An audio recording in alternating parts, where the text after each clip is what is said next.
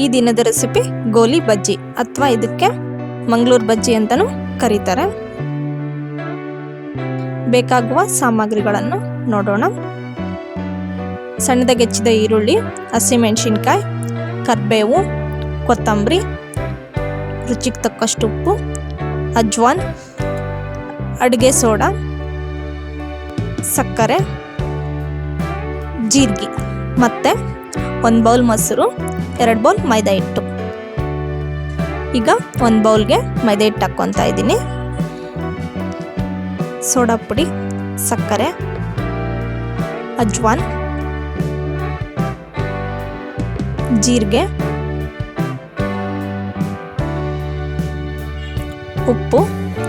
ಉಪ್ಪನ್ನು ನೋಡಿಕೊಂಡು ಹಾಕ್ಕೊಳ್ಳಿ.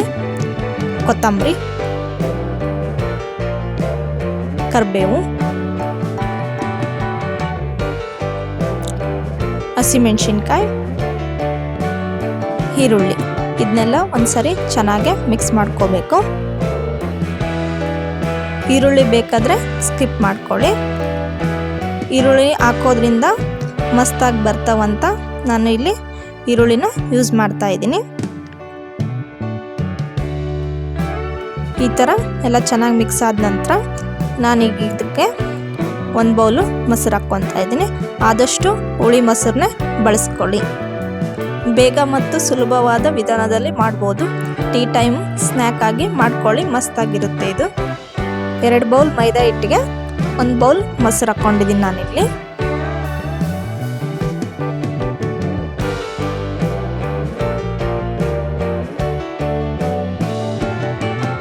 ನಾನಿಲ್ಲಿ ಅರ್ಧ ಕಪ್ ನೀರು ಹಾಕ್ಕೊತಾ ಇದ್ದೀನಿ. ನೀವು ನೋಡಿಕೊಂಡು ನೀರನ್ನು ಹಾಕ್ಕೊಳ್ಳಿ.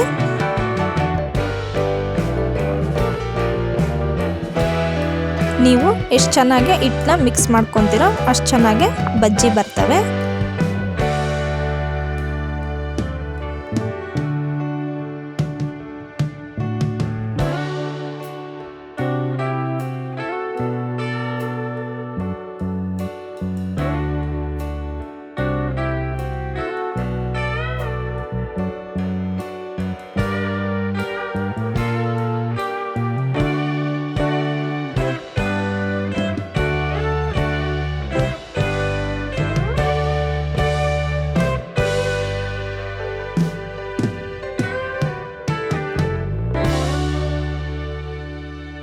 ನೋಡ್ತಾ ಇದ್ದೀರಲ್ಲ, ಈ ಹದದಲ್ಲಿರಬೇಕು ಹಿಟ್ಟು. ಈಗ ಹಿಟ್ಟು ರೆಡಿ ಆಗಿದೆ. ಅರ್ಧ ಗಂಟೆ ನೆನಿಬೇಕು ಈ ಹಿಟ್ಟು. ನಿಮಗೆ ಟೈಮ್ ಇಲ್ಲ ಅಂದರೆ ಇಮಿಡಿಯೇಟ್ಲಿನ ಮಾಡ್ಕೊಳ್ಳಿ. ಒಂದು ಕಡಾಯಿಗೆ ಎಣ್ಣೆ ಹಾಕ್ಕೊಂಡು ಬಿಸಿ ಮಾಡೋದಕ್ಕೆ ಇಟ್ಕೊಂಡಿದ್ದೆ. ಈ ರೀತಿ ತಗೊಂಡು ಈ ರೀತಿ ಎಣ್ಣೆಲ್ಲ ಹಾಕ್ಕೊತಾ ಇದ್ದೀನಿ ನಾನಿಲ್ಲಿ. ಚಿಕ್ಕ ಚಿಕ್ಕ ಸೈಜ್ನಲ್ಲೇ ಹಾಕ್ಕೊಳ್ಳಿ ಆದಷ್ಟು. ನಾವು ಎಷ್ಟು ಚೆನ್ನಾಗಿ ಹಿಟ್ಟನ್ನು ಕಲಿಸ್ಕೊಂಡಿರ್ತೀವೋ ಅಷ್ಟು ಚೆನ್ನಾಗೆ ಬಜ್ಜಿ ಬರ್ತವೆ. ಚೆನ್ನಾಗಿ ಎಣ್ಣೆಲ್ಲೇ ಫ್ರೈ ಮಾಡ್ಕೊಳ್ಳಿ, ಗೋಲ್ಡನ್ ಬ್ರೌನ್ ಬರೋವರೆಗೂ.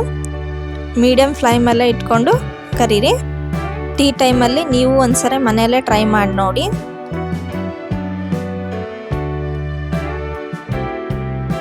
ಎಣ್ಣೆ ಅಂಶವೇನು ಇರ್ಕೊಳೋದಿಲ್ಲ ಈ ಬಜ್ಜಿಗಳು.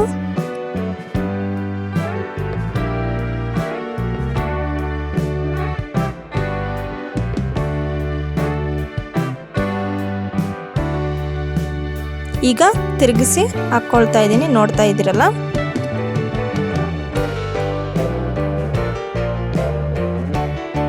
ಮೀಡಿಯಮ್ ಫ್ಲೇಮಲ್ಲಿ ಇಟ್ಕೊಂಡು ಬೇಯಿಸೋದ್ರಿಂದ ಒಳಗಡೆನೂ ಫ್ರೈ ಆಗುತ್ತೆ, ಮೇಲ್ಗಡೆನೂ ಫ್ರೈ ಆಗುತ್ತೆ ಚೆನ್ನಾಗಿ ಬಜ್ಜಿ.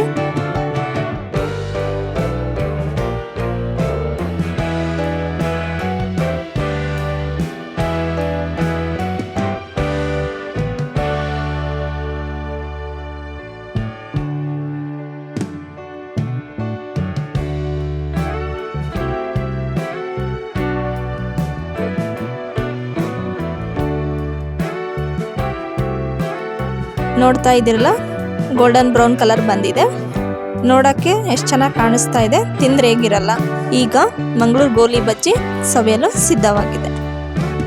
ನೀವು ಒಂದ್ಸಲ ಮನೆಯಲ್ಲೇ ಟ್ರೈ ಮಾಡಿ ನೋಡಿ, ಹೇಗಿತ್ತು ಅಂತ ಕಮೆಂಟ್ಸ್ ಮಾಡಿ. ನೀವೇನಾದರೂ ಹೊಸದಾಗಿ ನಮ್ಮ ಚಾನಲ್ನ ನೋಡ್ತಾ ಇದ್ದರೆ ಸಬ್ಸ್ಕ್ರೈಬ್ ಮಾಡಿ. Thank you for watching.